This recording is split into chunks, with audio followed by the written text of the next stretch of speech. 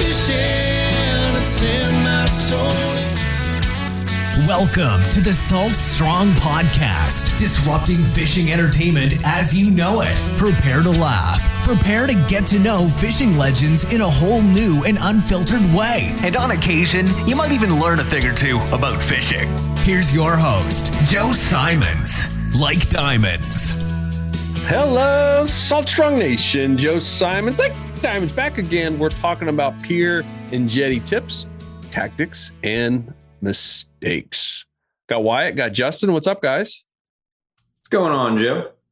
Yo. Well, we've got a lot of requests for this. You know, we've had Courtney now doing some beach fishing, surf fishing tips. Wyatt, you've done some. We did one about bridge fishing, and a lot of the comments, if you look down in that feed, and if you didn't hear that one, that was a really cool one. We talked about what we learned from free diving underneath bridges, where the fish actually are. And one of the top comments was, hey, can you guys do something similar for piers and jetties? And there are some similarities, obviously, between that and a bridge. But then again, there's some big differences as well. And I'd say out of everyone on our team, you know, Luke, that's spoiled Luke. We can say that about him since he's not here. But, you know, he primarily fishes out of a boat. We both grew up kayak fishing way back in the day, 20 years ago, when saltwater kayak fishing was not really a thing yet. And then did some paddleboard and then skiffs. And, you know, now with that Pathfinder, Luke's usually on the boat. And so Wyatt, you do own a boat, but you're spending a lot of your time on the jetties there in Texas and piers, and the same thing in North Carolina and in Florida. So I think you're probably the most well-versed to speak about what you've learned the hard way in many cases over the past couple of years. And then Justin just kind of fishes wherever the guy will fish from, and on top of anything, in just a wealth of knowledge. I was going to say something really silly, but I held on top of a submarine. I was going to be a whole lot worse than that. I held back. So who wants to kick this off? Wyatt, I'm guessing you. What completely your floor here? Where do you even want to begin? Yeah, I think, most people are probably tuning into this to learn. They're trying to get into jetty fishing or pier fishing. And I'll go ahead and start with probably the biggest mistake that I see fishing off of a jetty. I know that's probably where most people are going to go start because piers can be a little bit intimidating with all the anglers that are there. Usually with jetties, you get a little bit more space between folks, but piers can get a little bit packed, especially at the end where a lot of the action occurs. So I would think most people would be starting on a jetty, and I'll start with the biggest mistake that I see there. And that's most folks probably fish too far off of the jetty to be catching the fish that they're after. For example, most recently, I've been going after a lot of the big bull redfish that have been getting really active near the jetties here in Port Aransas, Texas. And most of my casts, I'm underhanding them with a pretty beefy rod. But the rod that I'm using, it's a rod you could probably cast to the third sandbar if you were fishing off the beach. And that's most of the time how I'm going to use it when I am surf fishing. But on the jetties, most of those fish are going to be congregating around the rocks because that's where their food sources are going to be most present. It's not out in the middle of the channel. If you're fishing on the beach side, it's not out just in a bare stretch of beach. They're going to hold close to those rocks. And what you really want to do is put your bait, your presentation, whether that be a lure or if you're using a cut bait rig or a live bait rig, whatever it may be, try to keep that presentation close to the rocks, but not on top of them. And again, not too far off. So usually what I'm doing is I'm imagining how those rocks, so let's say this is the jetty here, it's my fist. Those rocks are going to kind of cascade out onto the beach side and onto the channel side, whichever side of the jetty you're going to be. So it slopes out almost at a diagonal angle in most cases. And you'll have a lot of those rocks kind of scattered in this in this fashion. You'll want to put your presentation just outside of that, not on top of it, but just outside of it, because those predators are usually cruising the perimeter, as we've talked about with most of the species we're after. They're perimeter predators. They're going to hang on the edges of grass flats. They're going to hang on the edges of mangroves. And jetties are no different. The perimeters of the jetty, the edges of those rocks, are where most of that bait that's kind of gotten away from its protective hole holes in the rocks and areas like that, that's where those predators are going to be sourcing their food from. So your presentation needs to be there. So don't chuck that bait out. What is that, Courtney said, a country mile? No country mile casts here. Make sure you're putting it pretty close to the rocks. And most times I'm not casting more than, 15 yards off those rocks. And that's going to put it in that right spot. And we'll talk a little bit more about, some better areas of the jetty to fish or better areas of the pier to fish a little bit later on. That's probably the first thing I would say is don't be sending your bait out too far, because a lot of times you'll miss out on those fish that are right next to the rocks, especially those big bull redfish. They're right there in just a couple feet of water right next to those rocks looking for that food. I like that. When you first said too far out, I went back to a time that we fished with Captain Peter Deeks there in Sebastian Inlet. And if you guys have been there, everyone seems to kind of congregate towards the end for the most part, right? And that's the locals. And if you kind of mentioned it with piers and jetties, you got the locals there and they kind of have their spots and it's kind of a little bit territorial. And everyone on this particular day was down at the very end. And regardless if you're making far out cast or not, but everyone's down there, and the whole the half closer to where like the parking lot and everything is, there is no one there, and that's where we're catching all the big redfish. So like we're over here by ourselves, everyone's way over there, fishing, and a lot of times just because it looks like it's further out or you might have a little bit more structure, that doesn't mean that's the only place to fish. And so I would highly recommend checking things out, and don't just do what the crowd is doing. These fish are moving. They don't always just stick in that one spot. And in that particular day, obviously we had an advantage because we had Peter Deeks bottom machine, and we could literally see these schools showing up on there. And he's like, man, they're all right here in this one area. And we were just plucking out big red. We actually caught a Kubera snapper that day too, right there in that little school. And there was no one there in front of us, which was really, really crazy. Yeah, that was awesome. It was my buddy Barrett, the dude he rarely fishes at all. And we took him out there with Peter Deeks, and he catches this monster Kubera snapper. And he's like, is this good? Like, is this a good fish? And we're like, what, dude? Oh, the pot of gold, man. Oh, so crazy. But that was another example of not having to fish too far out. And we grew up, Daytona Beach. We used to go down there closer to New Smyrna. And as kids, we always thought, man, the further we get out, it was kind of an adventure, to go out there and you got waves hitting you. And we thought it was so cool to get further out. And it's not always the best fishing spot. So don't just assume you got to go farther out or cast a country mile to catch fish.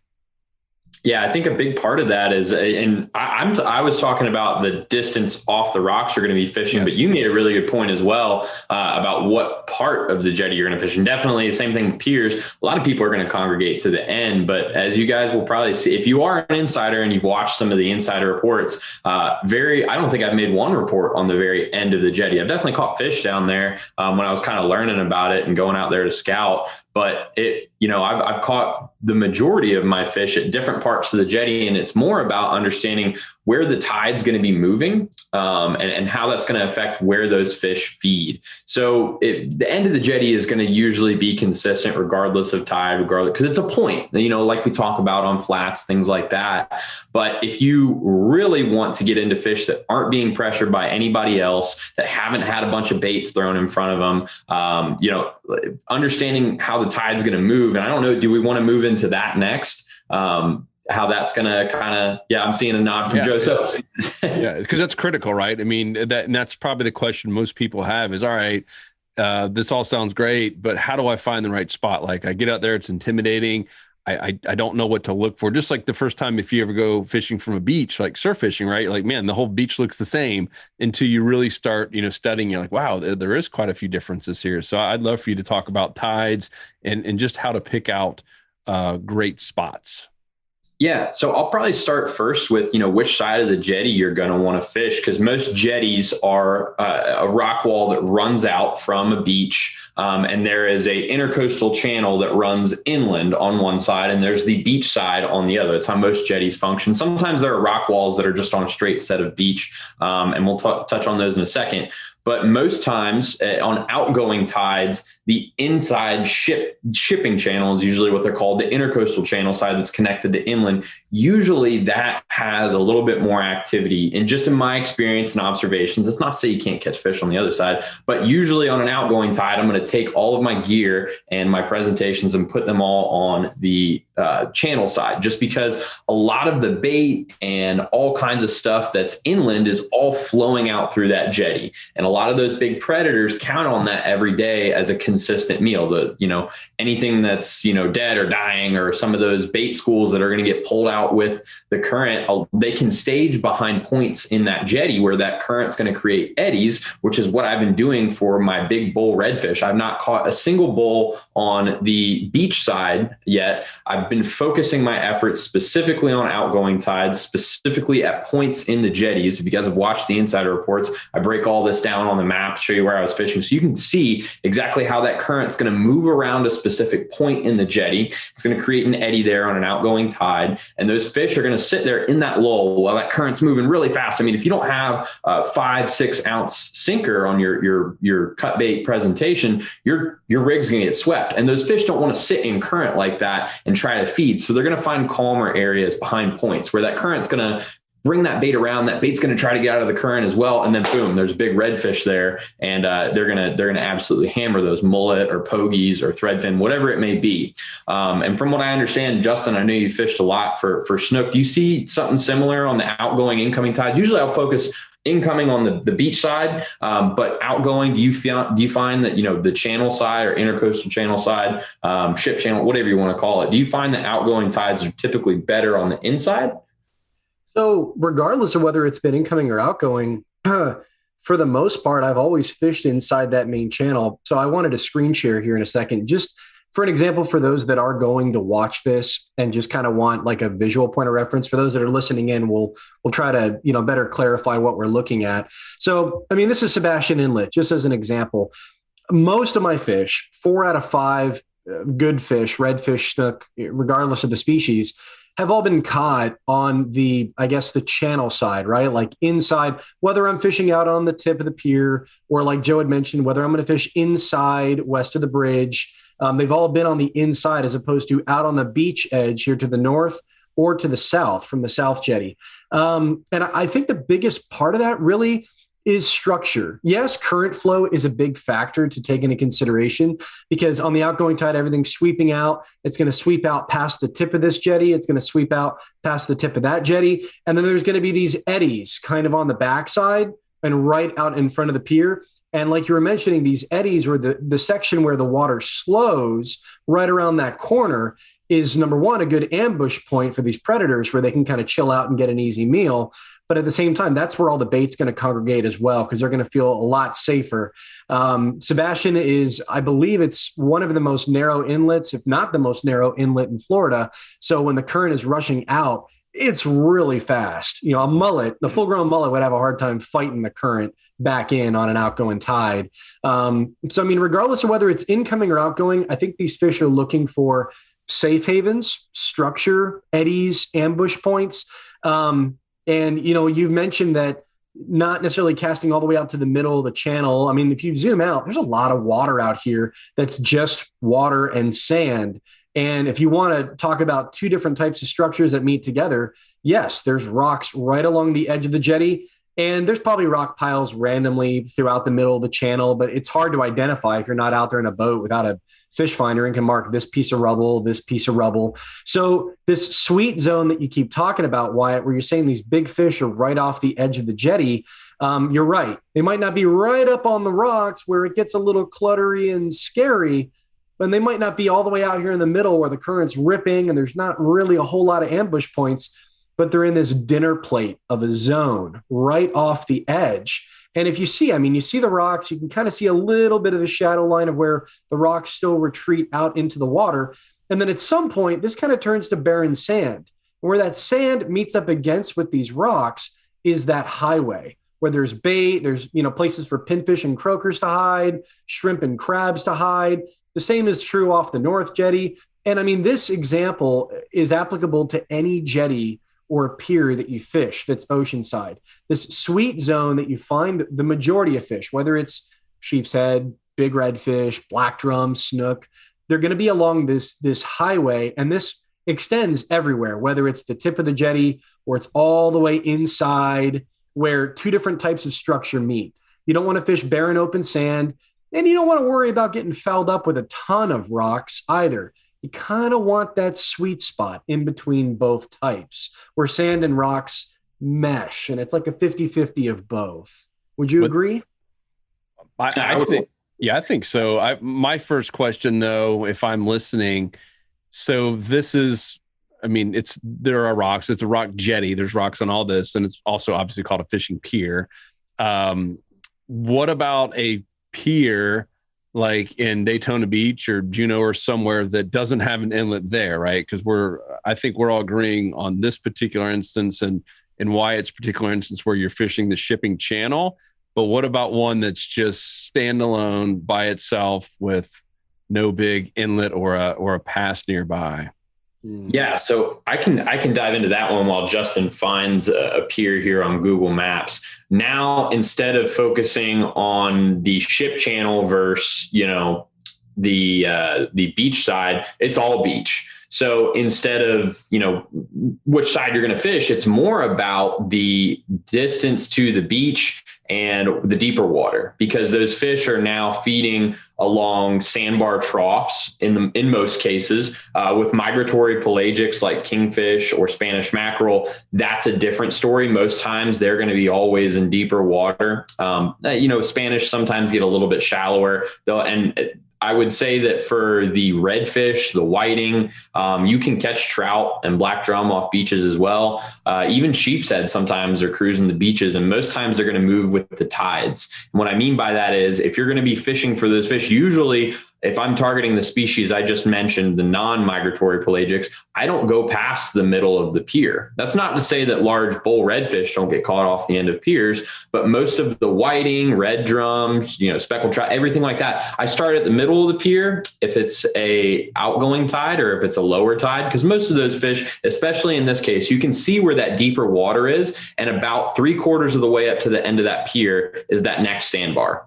So it's very dependent on which pier you fish, and I would definitely look at satellite images, but know that those sandbars can change with storms, things like that, and nothing beats getting out to the pier and throwing out some sinkers to test the depths and see how deep different areas are, and know that most of those fish are going to be running what we call the troughs, which are those deeper areas in between sandbars. So on an incoming tide, I'm going to be fishing much closer to the beach. That first and second trough, this is an Atlantic beach, so there's really only just, I believe, 2 sandbars here. But on most Gulf Coast beaches, there's about 3 that are fishable. So on incoming tides, I'm usually going to fish that first or that second gut because most of the whiting, most of the red drum are going to be up looking for those crabs, those small minnows, sand fleas, things like that, stuff that's getting loosened up by the surf. They're going to get up in that shallow water because it's easier for them to hunt up there. Now, on an outgoing tide, that water is usually going to be pretty low, and it's going to be pulling any of that stuff that's getting stirred up by the surf out to that next gut. And usually that's where it's safe for them to go around and hunt. They don't got to worry about getting beached, things like that. They're going to be out in deeper water. So I'm going to usually start fishing a bit deeper. So it's really moving up and down the pier in relation with the tides. That's why it's really important you go on smartfishingtides.com and find out exactly what the tide's going to be and what it's going to be doing, what it's done as well. That can all, if you know that, you've had an incoming tide and it's starting to go out, then I'm going to start putting my presentations closer to that, that right in this image, it would be closer to the sandbar further up the pier. I wouldn't be starting fishing really close to the beach because that water's already started to recede. Those fish are probably already on the move. Mapping out what those fish are going to be doing kind of in a playbook that you've got, you just have one in your head. You don't got to write it down or anything, but just understanding where those fish are going to be moving with the tides and anticipating where they're going to be feeding is, how you're going to be able to put your presentations in the right spot to catch the most fish. And you definitely want to go use Google Maps and even Bing and MapQuest or any other Google Earth. So, this is where Luke and I grew up. We had a family condo in Daytona for 30 years. you can see that kind of that red tint for those of you listening. I mean, that's essentially the water line.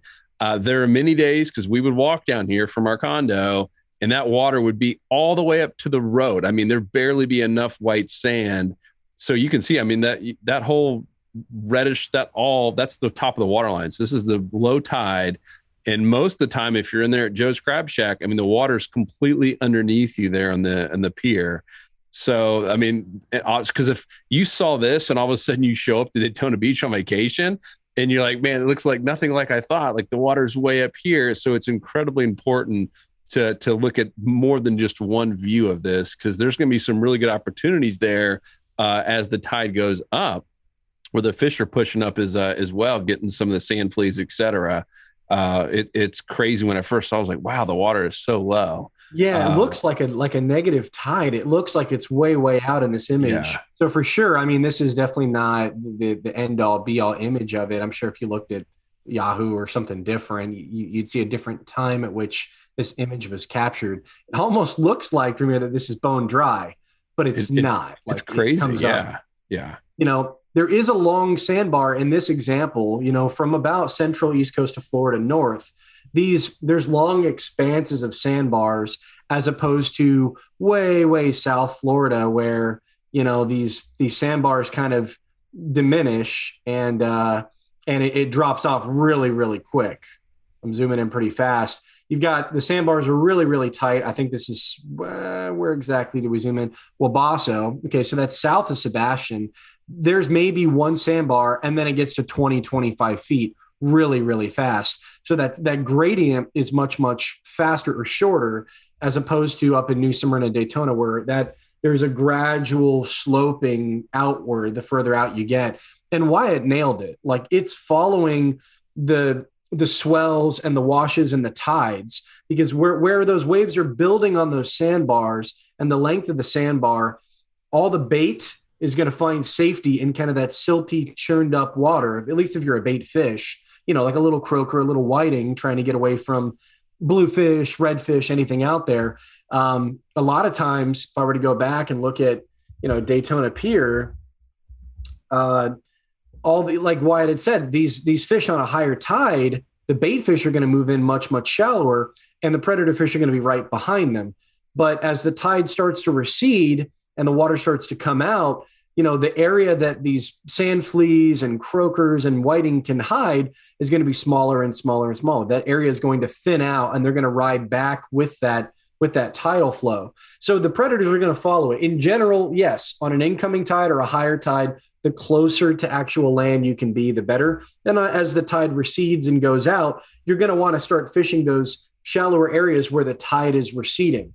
In this picture, it looks like the water is breaking and, you know, drying up right underneath Joe's Crab Shack. But I mean, this is probably just the coloration of the water itself there. It's like a kind of like a chocolate milk color when you're out there sometimes. But that's it. Following that tidal flow on a pier, if you don't really have any particular form of structure, knowing the sandbars, how far the sandbars go out, where the waves are breaking over top of them, and finding that whitewash. A lot of times these fish are going to be in that whitewash, waiting for sand fleas to churn up or a croaker to get disoriented or not see where they're going, and a predator will just come in and ambush them. So there might not be anything particular like a rock, for example, that all the fish are going to hold on. They're going to be on this highway. That's really kind of the difference.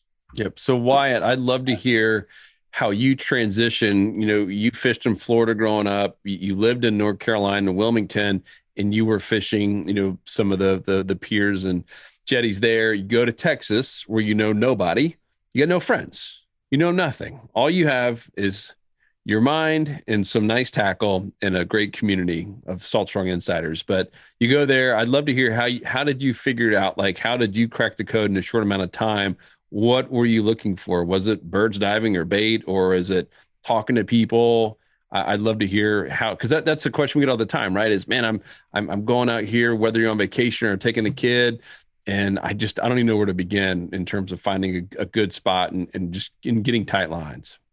Yeah. So the biggest thing for me was first, number one, when I arrived here, this is pretty much the start of my success in Texas period, was I went through a lot of the older reports in the community. Some of the reports were spanning back, up to 3 years ago. And it wasn't like some of the reports had been marked on the map, others hadn't. And it just said that they were fishing at the port A jetties. And I'd be able to kind of see what the conditions were and whether they fished, how I got the Outgoing Tide on the, I basically got the formula for what I've been doing from the community. And it was a concept I understood, but to have it reaffirmed in a report from 2 years ago that the fish seemed to be holding near eddies on the jetty at Outgoing Tides on the ship channel side, that was something that I just went out and mimicked that exact same deal. And I was able to find success doing that. Now, we've talked about this in prior podcasts, even when I lived in North Carolina to do this. So it wasn't a concept that was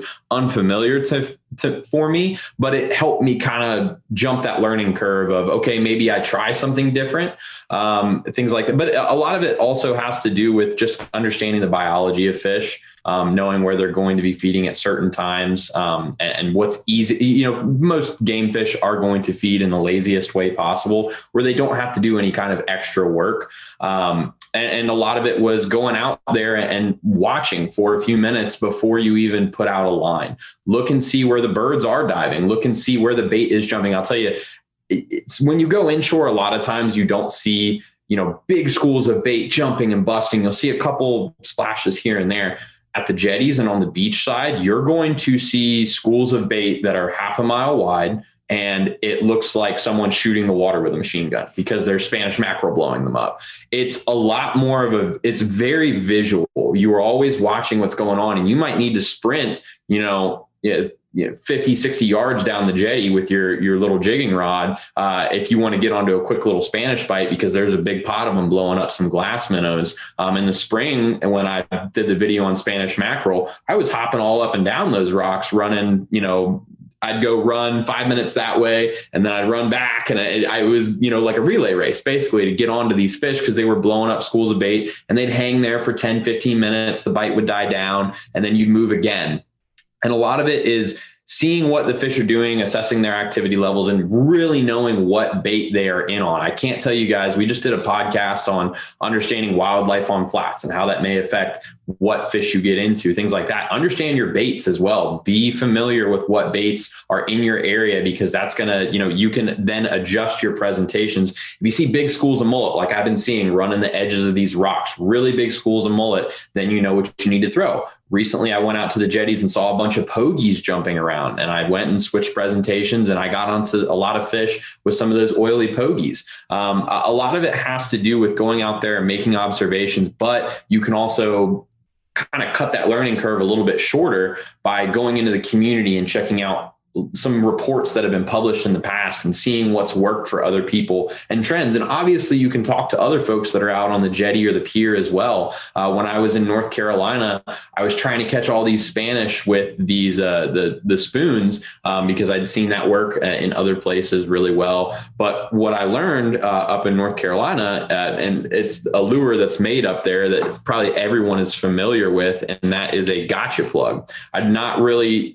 I'd used the gotcha plug in the past, jigging in the surf and things like that, but it's not a lure I would have immediately picked to go after Spanish with. And I was introduced to it in North Carolina as a primary Spanish bait, and it works really well. It's my favorite lure for Spanish mackerel. You can cover a ton of distance with it. You can jig really quick. You can go slow. It's got a lot of action to it. And that's my favorite lure to have on a pier. And that was because I talked to folks that were around me, and they told me what was working for them. So it's a combination of community and observation. Those would be the two biggest things. When you say community, for those of our newer listeners, what community are you talking about? The Salt Strong Insider Club community. Oh, snap, crackle pop. Yeah. The amazing community of anglers that are committed to helping each other be better. So it's really interesting. I mean, you can go into the comments and sometimes learn more than what was actually posted because questions get asked, they get answered, more questions. And you create an awesome dialogue with folks that are interested and then folks that are willing to share. It's not like you go on Facebook and it's like, snook candy. What did you catch that on? Snook candy. It's like, there's not even snook in North Carolina. That's not helpful. So you go and you can really have an open dialogue with folks and learn a lot more. I mean, being able to do that really cut a lot out of the equation in terms of mistakes. I obviously still make mistakes out on the jetty and I make them at the pier, even here in Texas. But I skipped a lot of that by going and getting answers in the community and then talking to other folks that route there as well. So that's a really, really important part of it. Don't go at it alone for sure. That's an easy way to get frustrated. And the last thing we want is for you guys to put your fishing rods down and not pick them back up because you're mad at what's going on. Yeah, that's why we created the community. It's anglers helping anglers. It's like having a full-time fishing guide in your back pocket. And so you have all of us in there, all the fishing coaches in there. There's full-time captains in there helping. Guys like Nathan, folks there and in Texas who's putting up his reports. And you got, I mean, you're going to have a guy called Scooby Snack and Gorgeous George commenting on all your posts. And Rob, I mean, Joe Schaefer, all those guys, just such a helpful group. And Teresa, obviously Austin and Richard getting in there. It's so cool. I love it. One for posting and getting feedback and questions getting answered. But to your point, I read it every morning. It's kind of my little ritual. Instead of getting on the negative social media apps, I go straight to the community and I'm learning stuff every single day. It is really, really cool. So if you are a member, thank you. If you're not, come join us at saltstrong.com. It is called our Insider Club, and the community Wyatt is talking about is our private community that we built. It's built from scratch and built the way that we wish something like that existed when we were learning and growing. And it's pretty stinking awesome. Some cool new things coming down the pike as well with that. So anyhow, I just wanted to take that. You said community a few times, like, man, there's probably some people who don't even know what he's talking about. So that's helpful. Do you want to switch over to baits, or Justin, do you have anything to add kind of to the pier and jetty fishing spots, or do we want to start talking about baits and rigging and other tips and tactics there? I want to dive into baits. I want to dive into, for those out there that are ready, that are like, man, I'm going to go hit the pier this weekend. We're coming into, the first weekend of September. It's fall. I mean, it's summer in some areas, but I consider September fall. And it's one of the best times to get big redfish, big snook and tarpon, depending on, if you're in Florida. But I mean, the monster redfish and black drum should be popping up right now. So I think we have people out there itching to say, all right, I want to go out there and get a big fish. What do I need to use? What should I be prepared for? And we had a great podcast here recently talking about baits and understanding what baits are in your area, certain times of the year, because you need to know what are these big predators going to be feeding on and how should I gear up appropriately. All you guys on the call know I'm a go big or go home guy. I mean, when I spent too many hours, more than I'm comfortable admitting, on Sebastian Inlet through the wee hours of the night, hoping for one big bite. I've been there too many days waiting, with a big bait out or throwing a swim bait for 4, 5, 6 hours during the tide, waiting for one good bite. So I'm right there with you, knowing that it can take a little while. And sometimes you could be out there for an hour and you can have 2 or 3 good fish. Every day is a little bit different. But if you want to go out there and you want to know that you're going to hook into something huge, and this is the time of the year to go do it. I'm a big bait guy, not advocate for bait. I mean, he likes big baits and he cannot lie. Big baits and I cannot lie. You need and it's going to sound ridiculous. Sometimes if I'm using a chunk, for example, a chunk of a ladyfish or a big chunk of mullet on bottom, sharks everywhere are always a possibility. That's an inevitable. But by having these softball sized chunks of bait on bottom, rigged appropriately, a heavy setup if you have it.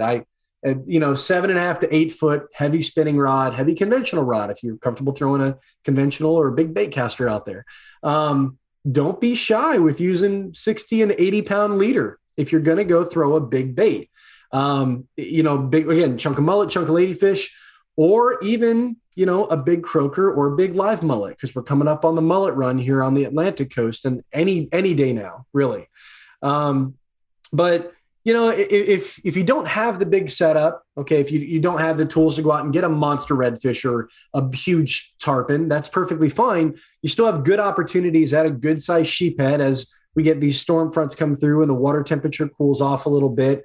Big sheephead and black drum are perfectly accessible, even with the same flats tackle that you use inside, inshore, even if it's a pier inshore or a dock inshore, you can still use that tackle and get a pretty good size, 6 to 8 pound sheephead. Is still possible in a lot of areas. I'd say the biggest thing I can use, or I can recommend, is you definitely need to have a big bait to eliminate catfish and stingrays and some pesky fish, but make sure you size the bait for the species that you're going for appropriately. So for me, if I'm going to use a big chunk of mullet or ladyfish, I know that I'm going for big redfish, big, massive bait for a big redfish. But if I'm going for a sheephead or black drum, I'll still use a bigger bait, but a different species. So crab, if I can get like a good sized fiddler crab, or a big blue crab, for example, soaked on bottom for a big black drum, I'm going to make sure that the bait size I use is going to be a little bit on the bigger side. If I size down and go with like a number 1/0 hook or something smaller, this is a little 2/0 owner mosquito hook, and I use a shrimp or clam, I'm going to end up getting a fish proportionate to the bait size that I use, is really what I'm trying to say. So I'm an advocate for, if you're going to go out on the pier and you're going to put in time and you want to have a great time out there, you have the potential to get potentially the biggest fish of your life this time of the year. So I'm going to recommend being prepared for those moments. Have a bigger 5-6/0 circle hook. Have some 60 to 80 pound leader with you. Have a selection of bigger size baits with you, and focus on those highway zones that Wyatt and I were talking about, those areas closer to the jetty line, but not completely out in the middle of the channel, where you kind of have a mix of sand and rock and some structure for these fish to, navigate in, and I guess be like a metal detector, right? And kind of search in between the cracks and crevices for bait. That was the detector going off. So talk about downsizing this. That's for the big fish. And I'm with you, because you just never know. The worst thing you get out there is all of a sudden you realize everyone around you is catching these monster whatever. Right? It could be cobia. I mean, there's a lot of stuff that just happens some days. And if you're not prepared, you're like, man, I just missed out on an incredible opportunity that's not going to happen again tomorrow, most likely. But what about the guy or gal, mom, dad, whatever, young person that just wants to go out and get a bunch of tight lines? Are you doing shrimp before we talk about lures? And that to me, that was kind of a staple growing up with our dad, is, we just took a little, container of shrimp out there, sometimes frozen. And that was kind of what we did, just to get a bunch of little snapper and stuff like that. What do you guys think? I haven't been fishing on a pier in a long time. What do you guys say? What? I mean, you kind of already touched on it, man. Spanish mackerel's the next thing I would look at, because it's exciting. It's accessible with lures. Silver spoons and gotcha plugs are the two go-to lures I think of, and it's just really engaging. You'll see schools of bait fish, glass minnows, pilchards, whatever is out there in your area, and a little silver spoon or gold spoon or a little gotcha plug or like a 1/4 ounce bucktail. That if you have just an inshore flat setup and 20-pound fluorocarbon leader, and you're ripping these lures through the schools of bait fish that's getting slashed left and right, if that's happening in your area, that's what I would recommend having on. It's accessible. You can cast pretty far with those lures, and it's just fun action to get on. Now, if you don't have that happening, I'd say option number 3 is kind of go back to what we were recommending at the beginning of this conversation. And that's finding these zones and highways where, whether it's beachside or it's in the channel, where you find either eddies or you find that swash and swell where the waves are breaking, kind of churning up the water. Oftentimes you're going to find an area where the current isn't rushing around. It's going to funnel sand fleas and shrimp. And I would downsize your presentation, as Joe recommended. Go with maybe a number 1 or a 1/0 hook and a piece of shrimp. I mean, just to start, because you don't know if there's going to be pompano in the area or there's going to be good sized black drum. a big black drum will still pick up a small piece of shrimp. But if you want to go out and get on some action, get on some good size whiting, start with a piece of shrimp, downsize your setup, and just do 1 or 2 hooks on like a high-low rig or a dropper rig. We have a bunch of different names for it and videos on our website, saltstrong.com, to learn how to tie these setups for a jetty or for a pier. And if you just want to go out and hook into something and get a good idea of what's biting that particular day, it's finding those zones, right? Finding that section where waves are swashing or there's eddies and downsizing a smaller bait presentation. I think everything eats shrimp. So I would say if you just want to go out and get bit, get some good whiting, that's probably what I would start with. Why? Yeah, I would say that if you are trying to catch, let's say redfish, we'll start with probably the hardest out of the, I guess, easier species to get. Redfish, a bait that I would say is easy to downsize. We talked about big baits for big redfish, big mullet, big threadfin, big pogies. Getting finger mullet that are, the size of your thumb or your forefinger, hooking them right through the mouth, through the top of their skull. I've caught a lot of fish on the jetty that are of smaller size, but in greater quantity. So if you're just wanting to go out to a jetty or a pier and get onto quick, easy redfish, finger mullet is a fantastic option. You can put it on a Carolina rig, just like this. You can put it on one of the pyramid rigs that I did the video on recently. There's a lot of different options for you there. You can downsize those mullet. I would say that if you're after black drum, pompano, whiting, things like that, a great bait to use that is very fun for your kids to go catch in the surf while you wait on a bite is sand fleas. Sand fleas are phenomenal. Fresh sand fleas cannot be beaten. You can most times you can buy them at the tackle shop as well. But sand fleas are another great bait that pretty much everything in the surf at a pier and a jetty will eat. In fact, in North Carolina, state record black drum was caught on a single sand flea at something that was the structure was very similar to that of a pier. But those big black drum will eat very small baits, like Justin said, and pompano will inhale sand fleas. You can have a lot of fun with those. That would be my recommendation, but shrimp will always work as well. It's very readily available. If you can't catch the sand fleas or you can't find them in a tackle shop, shrimp will almost always work for pretty much anything. Even big redfish will pick up a shrimp that's 3-4 inches. So I would say that those would be my top 3 for just quantity. But you can have a lot of fun with those 3. Do we want to start talking about artificials now? Yeah. So you've mentioned gotcha. I know you've done some videos with just a spoon killing Spanish mackerel. What else? What's like a must have? You mentioned a white bucktail jig, Justin. Yep. Yeah. Oh yeah. I mean, just white bucktail, 1/4 ounce or 3/8 ounce. Probably my go-to for anything 10, 15 feet of water for the most part. Yeah, I'd say my top 3 would probably, if you're going for bigger fish, bigger spoon for sure. These are a staple of the jetties here in Port Aransas. You can buy these by the box. What's the weight on that one? I want to say it's like maybe a 2.5, 3. I'm not 100% sure, but yeah, this will catch the big bowls will hit this.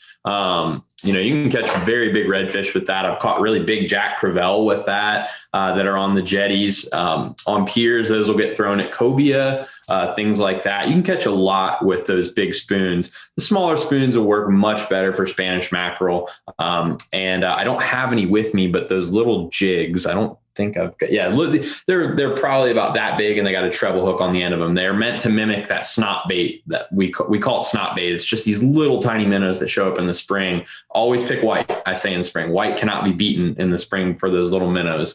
Anything flashy is really good. And the bucktails are great, especially as we start getting into the fall here, whether you're on a pier, whether you're on a jetty, the flounder are going to start running and your bucktails. I prefer to trailer my bucktails with some sort of paddle tail. My favorite is the Paddler Z. I did a video on that. Like Paddler Z inshore is like my favorite flounder bait. But to make sure that you're able to send it out far, you're able to get to the bottom quickly in turbid current, and then to add the little bit of flair with the presentation of the feathers or the hair, bucktails are so good for those flounder in the fall as they start migrating out through those jetties. And if you can find a pier that is south of one of those inlets where that water is going to most times be going down on outgoing tide, which is when those flounder are going to easily move out, find a pier there. That's going to be the one that's hot with flounder all around it, because they're just going to continue moving down the beach as they move out. But jetties are a consistent place to find a lot of flounder in the fall too. But yeah, artificials,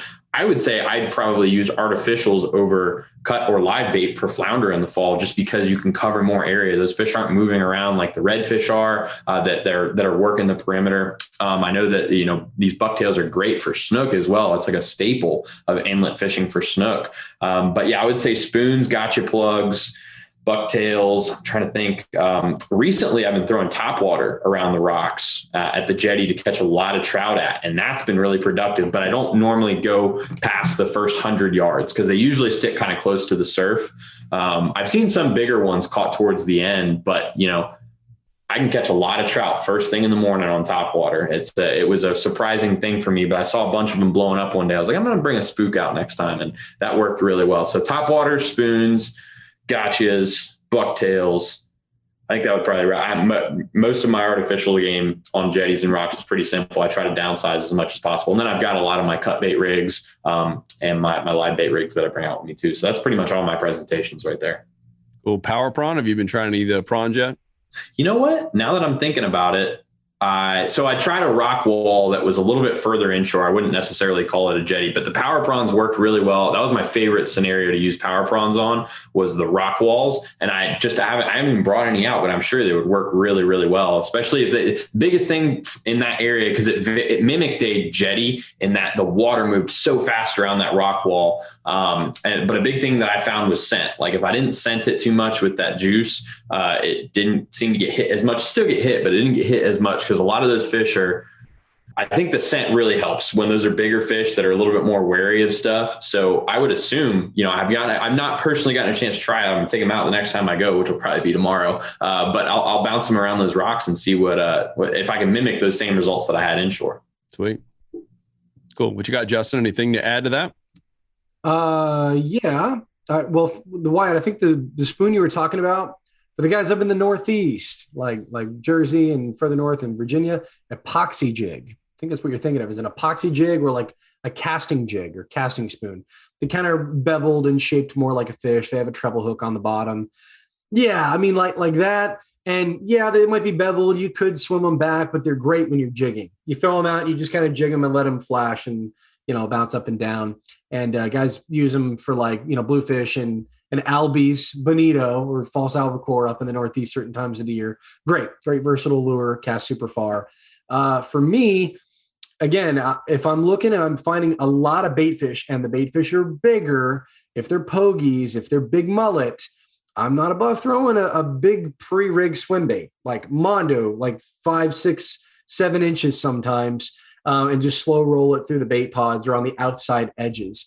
I've done well this time of the year getting big redfish and snook, throwing, brand doesn't matter, any big swim bait, just slow thumping through the current, just cross current straight back to me. And it's a game of 1,000 casts, but when I do hook up, it's going to be a quality fish. So have 1 or 2 bigger lures if you're not going to throw a bigger bait out there. And I'm only really doing that if I see big baits, monster mullet around, big school of pogies that are 5, 6 inches in length. Because that what's feeding on those guys are not, 20-inch mackerel. Probably it's probably going to be a big red nearby. Oh, that's awesome. One thing I want to say, because I made this mistake at the jetty. If you do buy these spoons that are off Amazon, make sure you take these little plastic protectors off them before you go fishing. Because I hooked into 2 fish. I had 2 fish at this thing, and I missed them both, because when I realized when I brought it in after the second one, I still had these stinking plastic protectors on there. Don't be leaving 0-star reviews if you got plastic sleeves on your troubles. Yeah, no, they work well. They work well when you take them off. User error. Wyatt just hates having to have any fish have a hook in its mouth. Just, I want to feel the bite, but I don't want to hook it. That was good. Super helpful. And yeah, I would reiterate, if I was only going to take 1 or 2, I just love the power prawn right now for that kind of structure. And then a bucktail, like a white bucktail jig, or what's the other one for that all the guys in Sebastian use? The flare hawk. Just I mean that's so popular at a lot of these jetties and even piers, and it's staple. It just kind of keeps on working. But if you guys have any other questions, let us know. I think we're going to do a whole lot more on this, and we're kind of starting the process of doing a new course for those of you that know. We have these master classes, mastery courses that are online, and they're pretty stinking amazing. We all go through them, and they're interactive, so you get to ask questions to the instructors. And we're doing one which is kind of going to probably evolve into like the ultimate land-based master class. And that means, from surf beach fishing to pier, jetty, et cetera, wade fishing. And we're going to tie it all into one. It's been requested a lot. And so if you have questions or feedback, or if you want to get on the list to be able to get this course, definitely leave us some love, meaning comments. You don't have to literally send us Valentine's Day cards or anything, but give us a little love. Tell us what you want to see in it. If there's certain instructors you want us to get for it, let us know in the comments, and that'll be at saltstrong.com. In the fishing tips section, you will see this podcast along with all the show notes, the different, what we mentioned, a couple of different rigs and some old videos. We'll make sure to put that in the show notes. And at the very bottom, you see a place to leave a comment. And then finally, of course, join us in the Insider Club. That's the community that Wyatt mentioned multiple times. It is incredibly helpful. It's where we're spending our time when we're not out there fishing and creating content. And it is just amazing how many anglers, we have 25,000 members now, and how many of them are incredibly active and just sharing constantly and being helpful and giving tips and advice and letting people know what's happening in their area from everything from red tide to bait to what's showing up. It's been really, really cool. So you can join that at saltstrong.com as well. Anything else you guys want to add?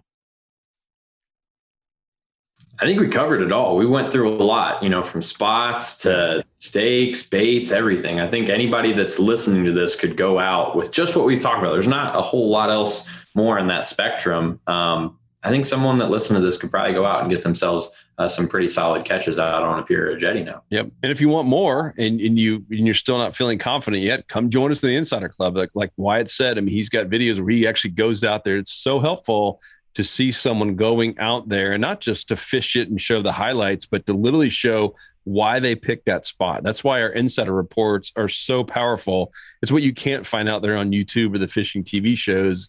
They'll show you the highlights, right? It's basically a highlight reel and it's kind of entertaining. I mean, we're teaching. We're actually getting on satellite maps, showing you why we picked that spot, where the bait was, where the fish were, where the fish weren't, and exactly where the fish were caught. And it's so helpful to see someone actually doing it and the entire step, not just like one or two steps, but going step by step. Here's why I picked the spot. Here's where I caught fish. Here's the rig I used. Here's the knots I used. Is incredibly helpful. And those are our insider reports that are for our members only. So Wyatt, I'm expecting to see more pier and jetty tips, hopefully some from you as well, Justin. And if you guys have any feedback for this upcoming course, let us know. We'd love to hear it. Guys, this has been fun. Good deal. Any good sound bites to end it? Simplicity, specialist, anything? Simplicity, specialist. Simplicity, specialist. And in that, we're out. See you guys. Peace. 'Cause fishing, it's in my soul.